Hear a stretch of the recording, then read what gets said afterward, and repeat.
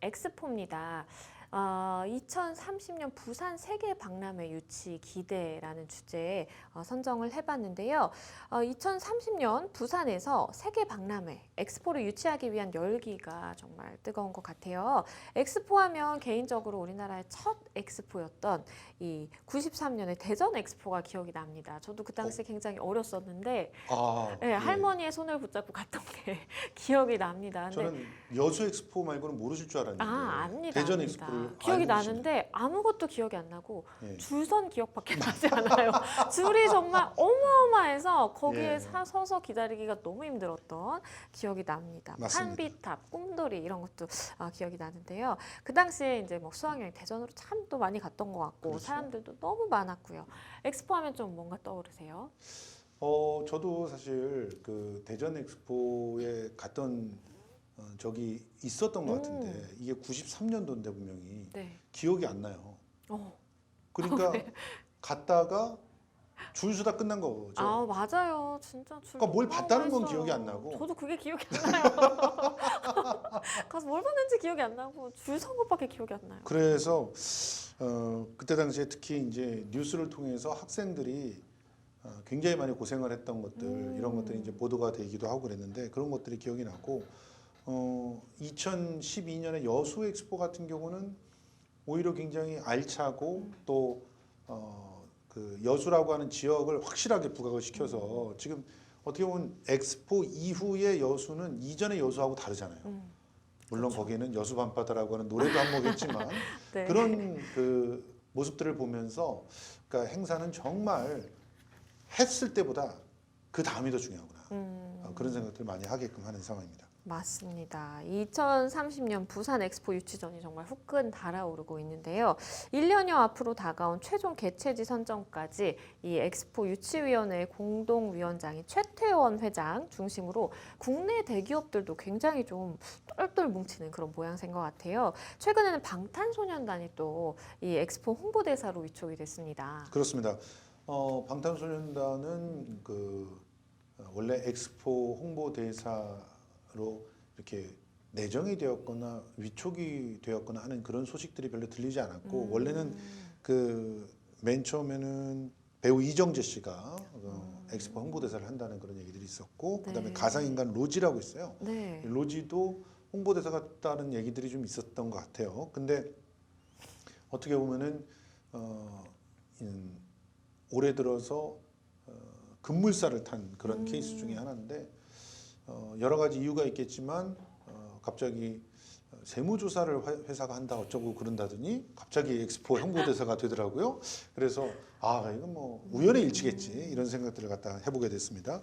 네. 근데 어쨌든 지난 7월 19일이었나요? 부산시하고 부산 엑스포 유치위원회가 서울 용산의 하이브 19층 회의장에서 네. 부산 엑스포 홍보대사 위촉식을 여기서 진행을 했습니다.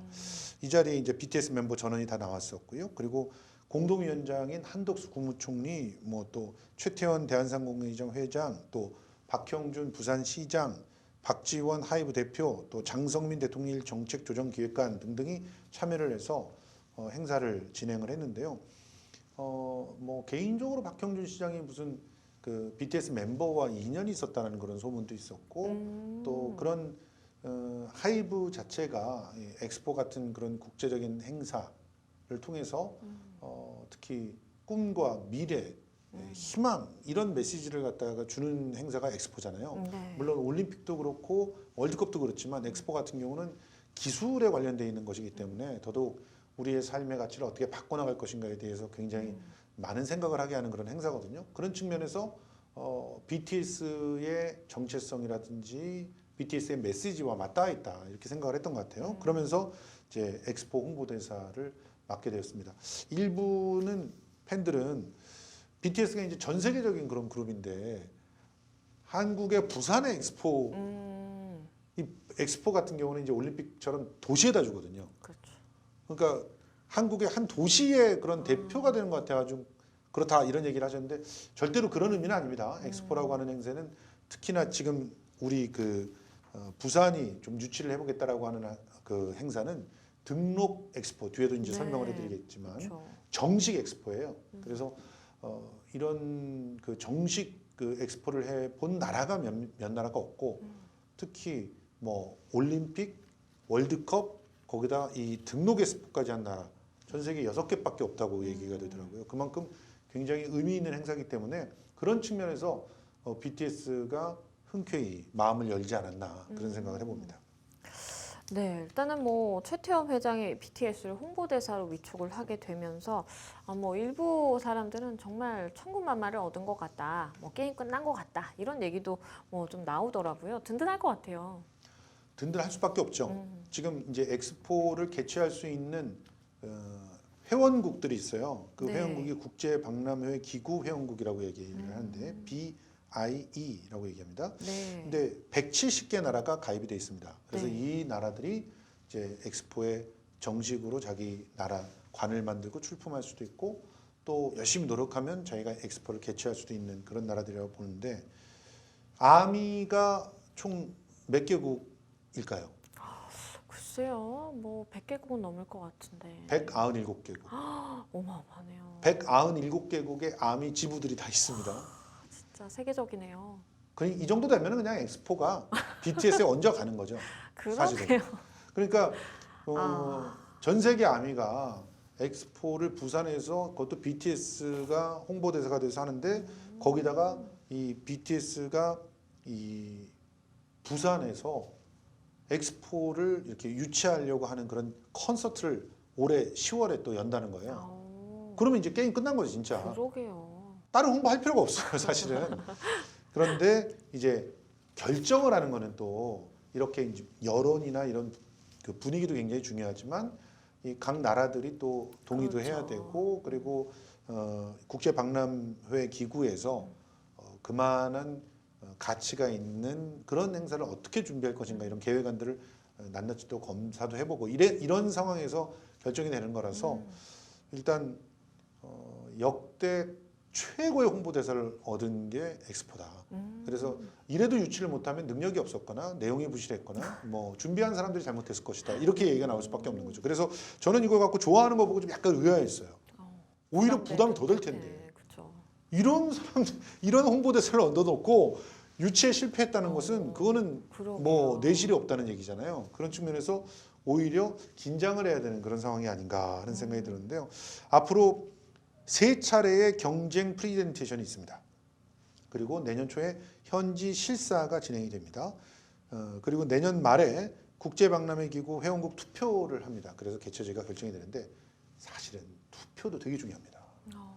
그러니까 여러 나라들로부터 좀 두루두루 인심을 얻어야 돼요. 그렇죠. 그래서 예전에는 이제 투표를 하는 분들을 좀 이렇게 매수를 한다거나 이런 식의 안 좋은 부작용들이 있기도 했었어요. 네. 그런데 최근 들어서 매수는 아니겠지만 국제 역학관계나 외교관계 굉장히 중요하겠죠. 그렇죠. 중요하겠죠. 그래서 여기서 균형 잡힌 외교라는 게 굉장히 중요합니다. 앞으로 내년 말까지는 제발 어느 한 나라에 올인하겠다라는 그런 얘기를 정부가 해서 스스로 밥그릇을 걷어차는 그런 일들이 없었으면 좋겠다는 생각이 들어요. 왜냐하면 모든 나라들 170개국은 서로가 다 이해관계 다르잖아요. 그렇겠죠. 그러니까 그런 것들을 잘 이렇게 균형 잡히게 서포트할 수 있는 그런 나라가 한국이구나. 그래서 진짜 글로벌 리더가 됐구나라고 생각이 돼야 되는데 어떤 나라한테 너무 퍼준다 이런 식으로 딱 인정이 돼버리면 그러면 오히려 반감을 사기가 쉽거든요. 그런 측면들도 좀 고민을 하셔야 될 것 같습니다. 네, 이게 사실 뭐 BTS가 이렇게 홍보대사로 위촉이 되고 분위기가 뭔가 굉장히 좋아 보였었는데, 근데 이 위촉식이 조금 문제가 됐어요. 예. 위촉식에서 함께한 정치인들이 방탄소년단의 이제 뭐 멤버들의 손을 갑자기 잡거나 이렇게 들어올리는 뭐 그런 행동을 해서 멤버들이 좀 놀라는 모습이 그대로 생중계가 됐다고 하네요. 이분은 저도 아는 분이고 방송에서 같이 방송됐던 분인데 양 변호사님도 아마 출연한 네. 적이 있는 그분일 그쵸. 거예요. 네, 예. 네.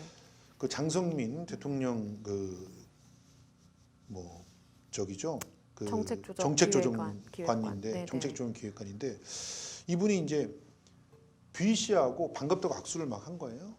근데 악수를 하고 나서 무슨 생각이 들었는지 혹은 그때 상황을 보면 이제 영상으로밖에 모르기 때문에 누가 갑자기 사진을 찍자고 했던 모양이에요. 그러면 이렇게 악수하고 사진을 찍을 수도 있는데 갑자기 악수한 손을 잡고 그대로 손을 올려서 이렇게 사진을 찍는 이제 그렇게 되면은 상대는 악수를 하느라고 손을 내밀었는데 갑자기 손이 비틀려서 꺾어지는 그런 상황이 되잖아요. 그래서 B가 발을 이렇게 까치발을 하면서 팔을 올려서 고통스러워하는 모습이 그대로 동영상에 담긴 거죠. 그래서 이제 팬들의 비난이 쏟아졌습니다. 사실 그 자리는 이제 뭐 그 굉장히 중요한 홍보대사 위촉식을 하는 자리고 그 자리의 주인공은 누굽니까? BTS죠. 그렇죠. 그러면 BTS가 어떻게 돋보이게 할 것인가, 그들이 앞으로 홍보대사를 얼마나 원활하게 또 자부심 있게 할 것인가 이런 것들을 잘 보여주는 자리가 돼야 되잖아요. 네. 근데 자기 사진 찍느라고 BTS의 팔을 꺾고 있는 거예요. 그러니까 굉장히 부적절한 그런 처사였다라는 지적이 나왔고, 물론 거기에 그렇지 않다, 실수가 있을 수 있지 않느냐 이런 반발들도 나왔습니다. 그런데 저는 문화평론가로서 사람들의 그 어떤 행동이라든가 혹은 그 사람의 그 어떤 뭐 말, 태도 여기에는 전부 철학이 있다고 생각을 하거든요. 그게 기의라고 합니다. 기표와 기의가 다른데 기호적인 행동이 나왔어요. BTS라고 하는 사람의 팔을 꺾는 행동이 나온 겁니다. 그러면 그 안에 속에 숨겨져 있는 그런 기의는 어떤 것들이 있는지를 분석할 수밖에 없는데, 그걸 보면 우선 기본적으로 BTS를 인정을 하지 않는 거죠. 만약에 대통령이라면 그렇게 꺾었겠습니까? 사진 찍는다고 해서? 그렇지 않죠. 그러게요. 그러니까 아미들이라면 있을 수 없는 일이었겠죠. BTS가 자기보다 낮은, 내가 행사를 하면 언제든 동원할 수 있는 사람들, 그렇게 인식을 한 겁니다. 그래서 그 부분에 대한 비판이 제일 많은 거예요. 두 번째로 사진을 찍는 게 중요한 거예요. 이분은 어디 가서 자료를 남겨놓는 게 중요한 거죠. 자기가 어떤 성취를 했다는 것을 컨텐츠나 실력으로 보여줄 수 없는 사람들이 보통 이렇게 사진을 남기려고 합니다. 그래서 이런 부분들이 그대로 행동으로 보였기 때문에 불편하는 거예요. 그리고 세 번째가 상대가 이렇게 팔이 붙잡혀 있다라고 하면 나하고 체온이 통하고 있기 때문에 분명히 그 온기로도 소통을 할 수 있는 거잖아요. 그럼 내가 무슨 짓을 하고 있는지를 깨달아야 될 거 아닙니까? 그러면 사과를 하고 그래야 될 거 아니에요? 근데 그 이후에 사진 찍고 나서 그도 그냥 갔어요. 인사만 하고. 그러니까 이런 모습을 통해서 상대에 대한 배려라든가 혹은 그 마땅히 소통을 하려고 하는 노력들, 이런 것들도 좀 적었다라는 그런 비판을 받게 된 건데, 상대적으로 B라는 친구는 아프면서도 그 고통을 참으면서 사진을 찍는 것을 방해하지 않으려고 하는 노력이 보였거든요. 그래서 이제 가장 그 인상 깊었던 댓글 중에 하나가 애만도 못하다 이런 얘기들이 있었어요. 그래서 참 답답한 그런 상황이었습니다. 네, 약속되지 않은 듯한 이제 행동이 나오다 보니까 팬들 입장에서는 굉장히 좀 화가 난 것 같은데요. 네. 다시 부산 엑스포 유치 관련 얘기를 조금 해보면요. LG전자가 LPGA 투어 대회에서 부산 엑스포 유치를 위한 활동에 또 나선다고 하네요. 예, 그렇습니다. 지금 이 LG전자 같은 경우는 사실은 지금 우리나라의 대기업들이 엑스포를 굉장히 반기고 있어요. 사실은 이게 등록 엑스포이기 때문에 더더욱 그럴 거라고 봅니다. 네, 이게 이제 규모 자체가 인정 엑스포라든가 뭐 원예 박람회라든가 이런 수준이었다고 한다면 우리의 대기업들은 이미 전 세계를 쥐락펴락하고 있는 그런 기업들이기 때문에 네. 상대적으로 엑스포에 참여해서 뭔가 이 다양한 그런 기술들을 선보이고 또 무슨 관을 유지하고 이런다는 것은 어떤 의미에서 계산을 좀 해봐야 되는 그런 선택일 수가 있어요. 그런데 이번 등록 엑스포 같은 경우는 지금 사실은 주목도가 많이 좀 예전에 비해서 좀 떨어졌다 그래도 사실상 이 산업과 기술 쪽에서는 가장 최고의 그런 행사라고 볼 수 있어요. 전 세계의 모든 트렌드들, 그리고 각기 주력 산업들, 그리고 그 산업들이 현재 도달하고 있는 그런 기술들, 그리고 거기에 주력 상품들, 이런 것들 한눈에 볼 수 있어요. 그런 측면에서 무역을 하는 사람들의 입장에서는 이런 데를 빠지면 안 되는 곳이 되는 거고, 그래서 정말 많은 사람들이 실질적인 그런 어떤 이득들을 챙기기 위해서 이런 박람회 자리를 아무리 돈이 많이 든다고 해서 참석을 하려고 하는 겁니다. 네. 그렇기 때문에 LG전자 같은 경우도 이번에 자기가 나름대로 역할을 하면서 위치서부터 이런 데서 좋은 데를 배정도 받고 그러면서 충실하게 준비를 하려고 하는 것이고, 그거의 일환으로서 미국 여자 프로골프 투어 대회에서 부산 엑스포 유치 활동에 나서게 된 겁니다. 지금 LG전자가 2017년서부터 6년간 LPGA 5대 메이저 대회를 후원하고 있는데 이 LPGA는 또 굉장히 좀 글로벌 리더들, 오피니언 리더들이 주목하는 그런 대회 중에 하나란 말이죠. 그렇기 때문에 여기서 클럽하우스에서 LG 시그니처 브랜드의 영상을 막 이렇게 홍보 영상으로 만들어서 이제 내보내고 그리고 유럽 지역의 LG전자 대표하고 경영진들을 다 참석할 수 있게 해서 엑스포 유치를 할 때 일종의 문화사절단처럼 이렇게 좀 활용도 하고 있는 그런 상황이라서 뭐 LG 뭐 이외에도 다양한 대기업들의 활약 한번 기대를 해봐야 되지 않을까 생각합니다. 네, 삼성전자도 이제 마찬가지로 캄보디아에서 열린 한국대사관 주최 태권도 대회에서 엑스포 유치를 기원하는 홍보 활동을 또 진행을 했네요. 맞아요. 그러니까 이런 활동들을 다 대기업들이 할 거예요. 그러네요. 지금 보니까 LG, 삼성전자만 나왔는데 이 외에도 SK라든가 그렇죠. 뭐 국내 유수의 대기업들이 각자가 나름대로 후원하고 있는 그런 잔치들이 상당합니다. 그리고 그런 것들을 통해서 적극적으로 그 나라, 내가 무슨 그 예를 들어서 삼성 같은 경우는 특히 축구에도 굉장히 관심이 있어서 옛날엔 첼시의 구단주도 하고 그러지 않습니까? 그러니까 그런 식으로 자기가 도움을 주거나 뭔가 자기의 어떤 산업이 진출해 있는 그런 국가에 가서 거기서 이 엑스포 유치 활동들을 하는 거죠. 이 캄보디아 같은 경우는요, 사실은 이 캄보디아에 가서 유치 활동을 한다고 얼마나 나아질까 이렇게 생각하지만 제3세계 특히나 동남아시아에서 그 아세안으로 묶여 있는 그런 나라들 같은 경우는 굉장히 서로의 관계들이 돈독한데요. 그 중에서 캄보디아도 굉장히 중요한 역할을 하는 나라 중에 하나예요. 땅덩어리도 원래 어느 정도 있고 그리고 또 예전서부터 유수의 역사들이 있거든요. 캄보디아라는 나라가 만만히 볼 수 있는 그런 나라들이 아니라서 여기서 태권도 대회를 하면서 또 그 우리 행사를 널리 알리는 그런 역할들을 하는 것이죠.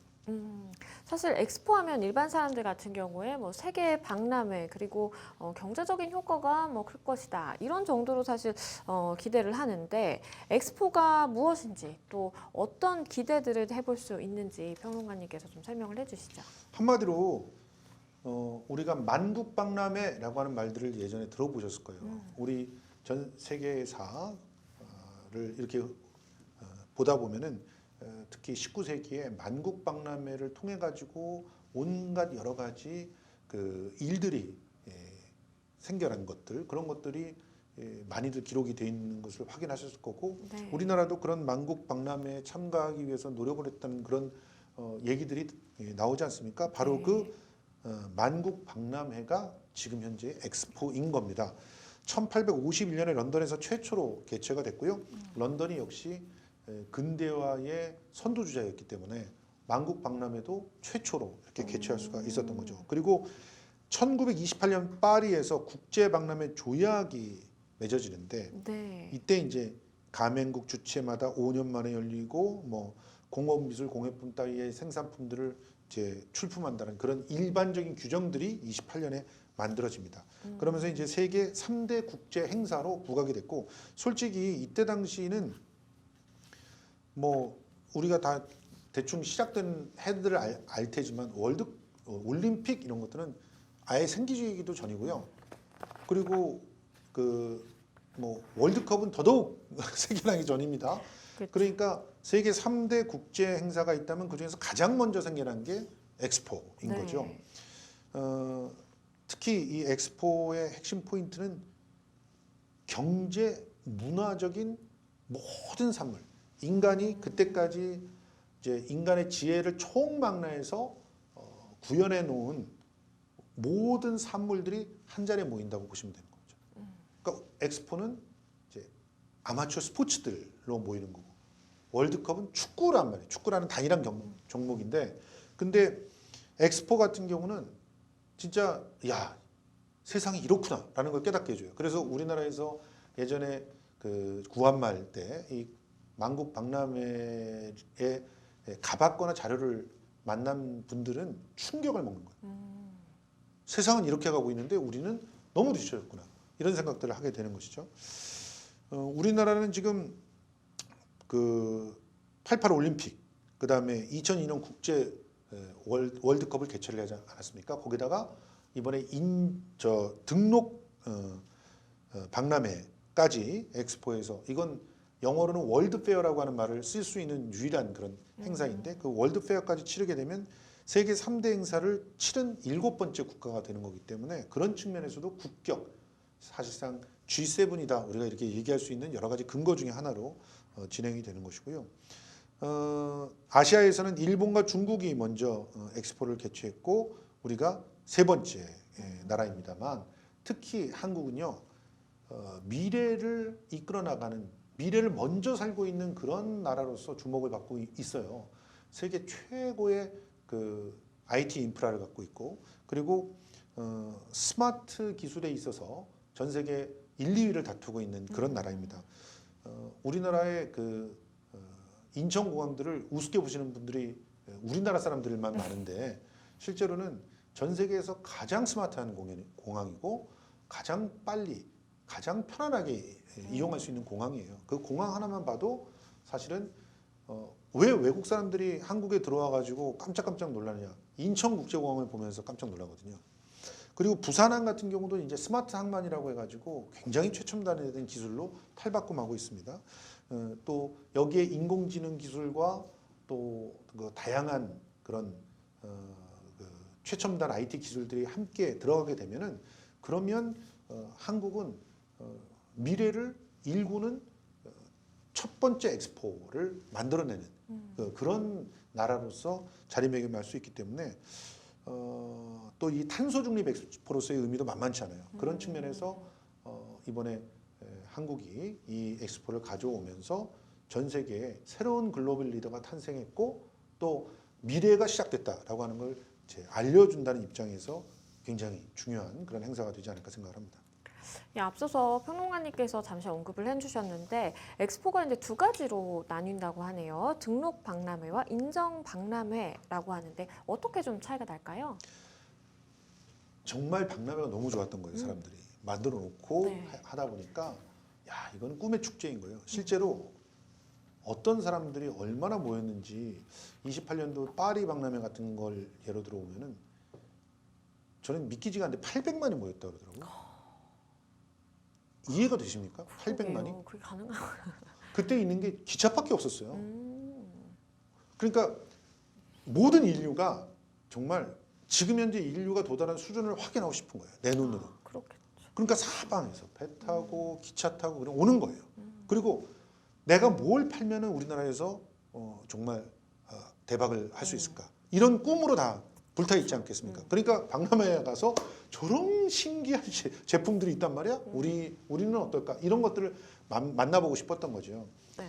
그만큼 그때 시대의 사람들한테 박람회는 너무너무 행복한 천국과도 같은 축제였죠. 그러니까 이거를 서로 자기 나라에 유치하고 싶은 거예요. 그렇죠. 근데 5년에 한 번씩밖에 유치를 못 하잖아요. 얼마나 억울합니까? 그리고 경쟁률도 어마어마한 거죠. 5년에 한 번 유치하는 건.